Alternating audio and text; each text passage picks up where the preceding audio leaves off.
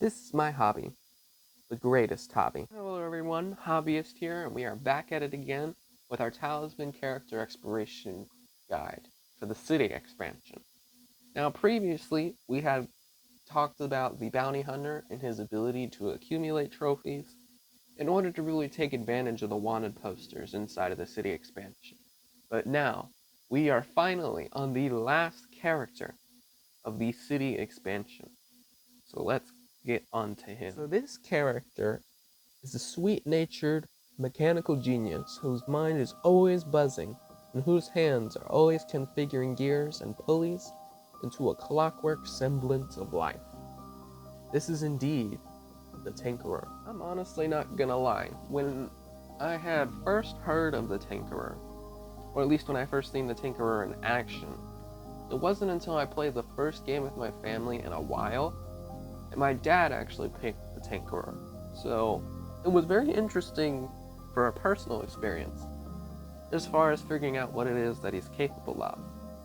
So looking at his stat card here, we see he's got the strength of 2, the craft of 4, which is pretty normal for most characters. And as you can see, he's got that tower logo. If you don't remember from any of our previous videos, any cards or anything that encompass the Reaper expansion is going to have that tower logo. So make sure to look out for that if this expansion isn't something that you're particularly interested in. So moving forward with the rest of his card, he has got a Fate of 3, a Life of 4, which is average. He's a good character who starts in the city, which is why we have him where we do. So looking at his card, we see that he's got 3 character abilities. But the second one more so has a lot more detail. Well, let me go ahead and get into the first one so I don't get ahead of myself here. So this first character ability says you start the game with 3 objects of your choice from the purchase deck.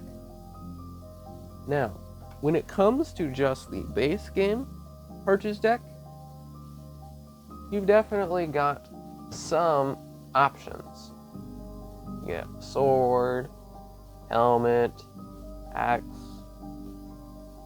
water bottle, armor, shield. You got some pretty solid stuff that you can pick from when it comes to your varied selection of things that you can take as the Tinkerer. But if you happen to be playing with the Cataclysm expansion, you give yourself even more variety of the things that you can gain. Got things like a crystal scepter, things like a greatsword, a map, a shovel, a personal journal, a whetstone, a healer's kit, a scroll. Some of these items might seem familiar to you as they might be recurring inside of the city expansion. But with the Cataclysm expansion, you just give yourself so much more variety in the things that you can pick and already put yourself at a great start. If you're trying to go the craft route, maybe you might want to get a crystal scepter or something like that. If you're going the strength out, maybe a greatsword and a set of armor might do you very well. As well as picking maybe a water bottle or whatever early advantages that you could possibly have that any other character that you're going up against wouldn't normally have is definitely a plus. But moving on to this second character ability, and honestly is where the Tinkerer can become the most interesting. So it says you may turn any objects you have into automated followers. So let's go over those 3 bullet points to just kind of give you a more in-depth detail of what automated followers do. You may use the abilities and effects of automated followers as normal. Weapons and armor limits still apply. Automated followers are no longer considered objects and do not count towards your carrying capacity. After you encounter a space and have drawn the required number of cards, you may discard an automated follower to discard any number of cards on the space and draw new cards to replace them, which you must encounter. So, reading all of that as far as what it is that automated followers do, it's quite a bit as far as chunk of detail. But essentially, just to help give it more of a summary, automated followers can be turned based on objects. So essentially, if you're playing with just a card here, as you can see, every single character card has an object slot and a follower slot, where you can place your objects and your followers respectively. All of your objects can be essentially protected from any other character that might be trying to steal objects, whether it be through battles or that sort of thing, because you essentially can turn them into followers with the abilities of your objects. So let's say you had the Orb of Knowledge, yet you made the Orb of Knowledge an automated follower. More along the lines of thinking in this strategy goes, just think of it as it's a follower who just so happens to have the ability to rotate you adventure cards. Or if you have the flail, or you've bought any of the objects inside of the city, then just essentially think of it as, let's say, the flail you turn into an automated follower. So think of it just as a follower who just so happens to give you 2 dice to be able to roll in battle. And if doubles are rolled, then there's no defense against that. So essentially, if you turn everything that you collect into automated followers, then you have an unlimited amount of stuff that you can carry, because followers don't have a limit in regards to how many that you can have. You can have as many followers as you find, because they're essentially just people joining you in your quest. With automated followers, you've essentially just given everything legs, and they just happen to walk around and follow you. So characters like the Thief can't take anything from the Tinkerer if everything is automated. The Merchant can't trade any of his objects with yours if everything that you are possessing is an automated follower. So there is a huge amount of benefits when it comes to actually automating every single thing that you have, because having that unlimited carrying capacity is honestly just a great way to go about it. So that third bullet point was talking about how you can also use those automated followers to essentially replace however many cards that you need. Especially in areas like the dungeon, it becomes more so important to be able to have automated followers. So let's say you land on various spaces and you're drawing 2 dungeon cards or 3 dungeon cards, or something like that. Then being able to use those automated followers, be able to sacrifice them to get rid of both of them or get rid of one of them, to hopefully find that exchange of more objects in which in turn you can turn into automated followers, is most certainly a plus. Because all of these automated followers have different ways that they can help you, and they can't be lost. So that is most certainly a plus. And if you remember me reading on that bullet point, it does say that it has to be cards that are already on the space, but it also doesn't specify that it has to be adventure cards. So it is most certainly implied, as you could probably see inside of the loopholes, that it does work on any face-up dragon cards, any face-up harbinger cards, essentially any face-up cards that are out, regardless of what they are. Like I said with the Philosopher inside the dungeon expansion, it doesn't really necessarily work for him, because it does say face-up adventure cards in the text.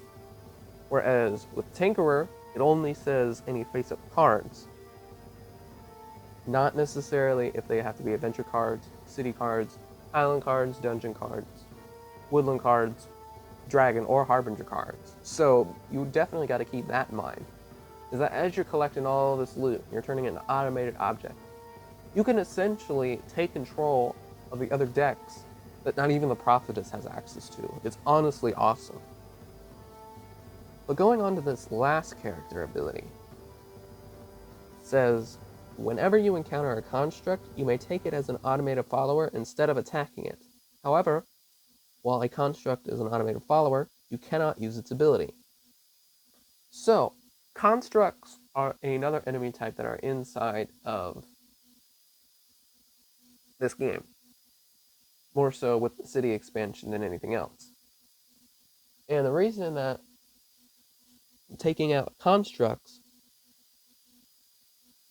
is because generally when it comes to constructs, they'll either give you something or you can use them as a trophy. So one way that you can accumulate wealth with a tinkerer is the construct bounty that we can see here.